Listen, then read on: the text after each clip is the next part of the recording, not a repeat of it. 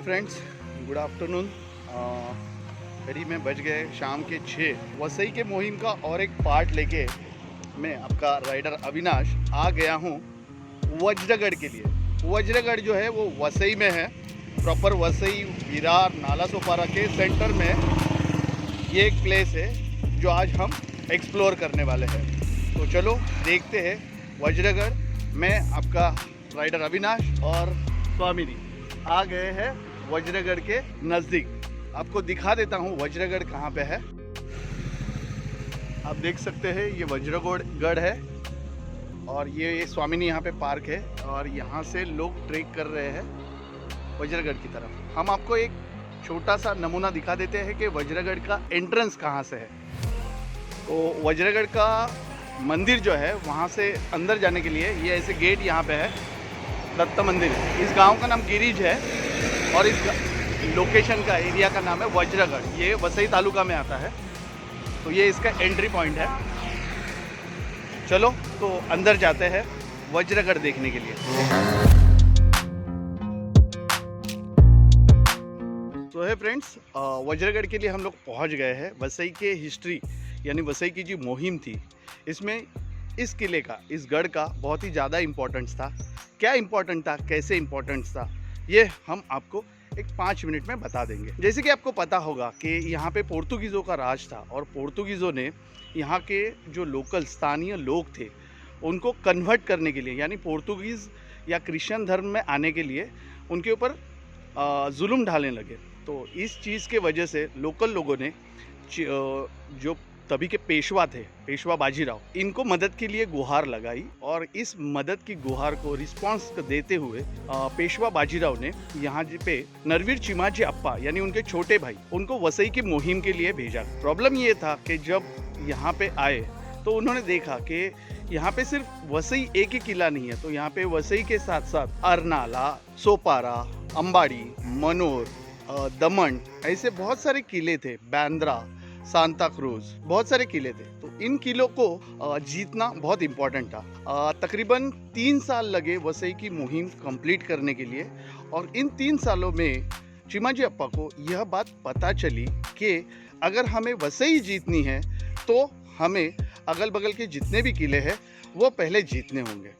सभी किले जीतने के बाद, जैसे अरनाला किला जीतने के बाद भी जब हम वसई को काबिज नहीं कर पाए तो नरवीर चिमाजी अप्पा ने एक तरकीब लगाई कि डायरेक्टली वसई के फोर्ट के ऊपर हल्ला न करते हुए उन्होंने अगल बगल के जो किले थे उनको जीत लिया और रसद पहुंचाने की जो इम्पोर्टेंट रोड था, जहां से वसई के फोर्ट के लिए पूरा खाना या साधन सामग्री ली जाती थी, उसको कैप्चर करने के लिए, उसको कंट्रोल करने के लिए यहाँ पे ये वज्रगढ़ बनाया गया। यह वज्रगढ़ जो है हार्डली 6 मंथ से बनाया गया था और जैसे ही हम लोग ऊपर जाएंगे आपको बता दूंगा इसका कंस्ट्रक्शन किस टाइप में है। जैसे ही कोई हिस्ट्री पढ़ता हूँ तो वो आप तक पहुँचाना ये मैं मेरी रिस्पॉन्सिबिलिटी समझता हूँ, इसीलिए आज मैं यहाँ पे आपको ये वज्रगढ़ दिखाने के लिए लेके आया। चलो तो देखते हैं वज्रगढ़। जय महाराष्ट्र। फ्रेंड्स, एकदम छोटा सा ट्रैक है, वो कंप्लीट करने के लिए हार्डली आपको 5 मिनट्स लगेंगे। एक छोटा सा पहाड़ है और पहाड़ के ऊपर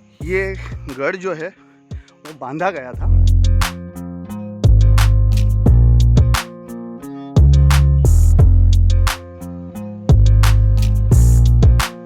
अभी जस्ट हम लोगों ने पूरा एरिया देखा, वज्रगढ़ को देखा। देखने के बाद कुछ चीज़ें थी जो आपको यहाँ पे दिखानी थी।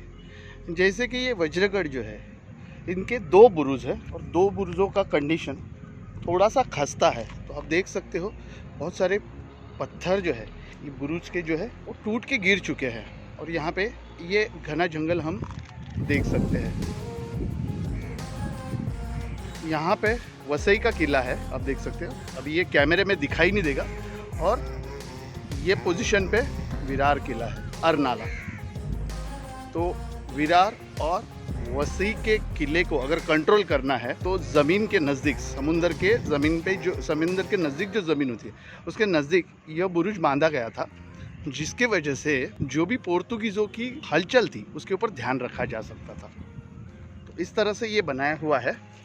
आपको फिर से दिखाना चाहूँगा, बहुत सारे पत्थर जो है वो बुर्जों के टूटे हुए कंडीशन में है।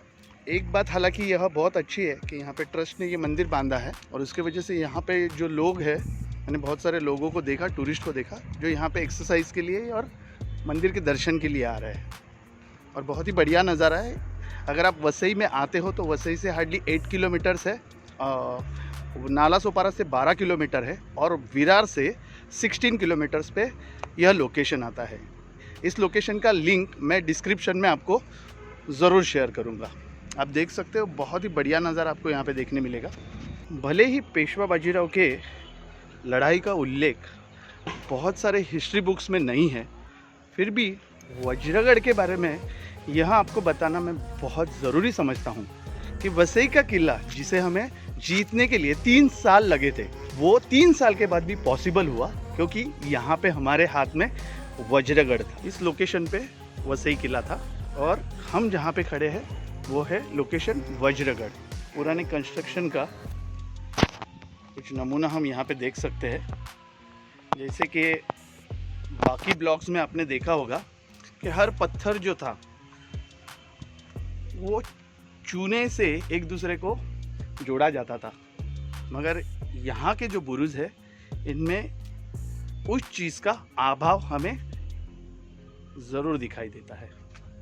एक छोटा सा कुआं है, छोटा सा नहीं कहूँगा, बड़ा सा कुआं है। आई थिंक इसके रख रखाव में थोड़ा सा प्रॉब्लम है, तो पानी इतना क्लीन नहीं है। और एक बड़ा सा पीपल का पेड़ आप देख सकते हो यहाँ पे बुरुज में आने के लिए टोटल 3 एंट्रेंस है। 2 एंट्रेंस हमने पहले देखे थे और यहाँ पे ये तीसरा एंट्रेंस हमें दिखाई दे रहा है। ये तीसरा एंट्रेंस है। उत्तर कोंकण के मध्य स्थान पे यानी वसई में हम अभी है और ये 3rd रोड है जहाँ से हम वज्रगढ़ के लिए आ सकते हैं। देखिए कितना बढ़िया नज़ारा है। उत्तर कोंकण में सबसे ज़्यादा इम्पोर्टेंस वसई को देने के पीछे रीज़न यही था कि पोर्तुगीज़ और डच इन्हीं मार्ग से, यही समुद्र मार्ग से यहाँ पे आते थे। बुरुज के 2nd लोकेशन पे हम आए हैं। ये 2nd लोकेशन आपको दिख सकता है। तो यहाँ पे कंस्ट्रक्शंस भी बहुत अलग तरीके से हुआ है। आप देख सकते हैं जो टूटा हुआ बुरुज का हिस्सा था उसके पत्थर नीचे है और रिकंस्ट्रक्ट करने के बाद जो है ये कुछ इस तरह से दिख रहा है। तो ये वज्रगढ़ का 2nd बुरुज है। आप देख सकते हो बहुत ही बढ़िया नज़ारा है। अगर आप वसई में आते हो तो 5 मिनट का वक्त लीजिए और ज़रूर इस चीज़ को देखे भी ना मत जाइए। वज्रगढ़ का किला देखने के बाद मैं आपको रिक्वेस्ट करूंगा कि यहाँ पे एक दत्ता मंदिर भी है, आप ज़रूर इस मंदिर को विज़िट कीजिए। बहुत ही बढ़िया और सुंदर ऐसी मूर्ति है अंदर। हम अभी अंदर जाने वाले, अंदर फोटोग्राफी अलाउड नहीं है, इसलिए बाहर से ही ये फोटोग्राफी कर रहे हैं। बहुत ही अच्छा दीपमाल यहाँ पे आपको दिखाई दे रहा है। पेशवे कालीन एक चीज़ मुझे यहाँ पे दिख रही है जो कि मैं आपसे शेयर करना चाहूँगा। यस, अगर आप शनिवार वाड़ा विजिट करोगे तो ये चीज़ आपको वहाँ पे ज़रूर दिखेगी। पेशवेकालीन मारुति जी की मूर्ति है और शिवकालीन शिवलिंग भी यहाँ पे दिख रहा है। अब एग्जैक्टली वो शिवकालीन है या नहीं है उसके बारे में थोड़ा इन्फॉर्मेशन मैं आपको डिस्क्रिप्शन में ज़रूर दूँगा। जैसे कि आपको पता होगा शिवलिंग की रचना जो होती है, उनका जो अभिषेक का द्रव्य जाता है तो वो दक्षिण उत्तर होता है। तो उसी हिसाब से उत्तर दिशा में आपको, दक्षिण उत्तर दिशा में यह शिवलिंग आपको दिखाई दे रहा है। देख सकते हैं आप नज़दीक से। इसकी राइट हैंड साइड की जो दिशा है वो उत्तर दिशा है। तो फ्रेंड्स, वज्रगढ़ के इस एपिसोड का एंड यहाँ पे हो रहा है। बताना चाहूँगा कि वज्रगढ़ के बारे में इतिहास में या इतिहास के पन्नों पे ज़्यादा कुछ इन्फॉर्मेशन नहीं है, मगर जब आप इस प्लेस को पर्सनली विज़िट करोगे तो आपको पता चलेगा कि ये प्लेस 200 साल पहले या 300 साल पहले भी कितना इम्पॉर्टेंट था। और इसका इम्पोर्टेंस यहाँ आने के बाद ही पता चल सकता है, क्योंकि ये इकलौता ऐसा लोकेशन था जिससे वसई और अरनाला इन दोनों किलों पे एक साथ नज़र रखी जा सकती थी। तो अगर वसई में आते हैं तो इस प्लेस को ज़रूर विज़िट कीजिए। बने रहिए मेरे यानी राइडर अविनाश के साथ अगले एपिसोड तक। जय महाराष्ट्र।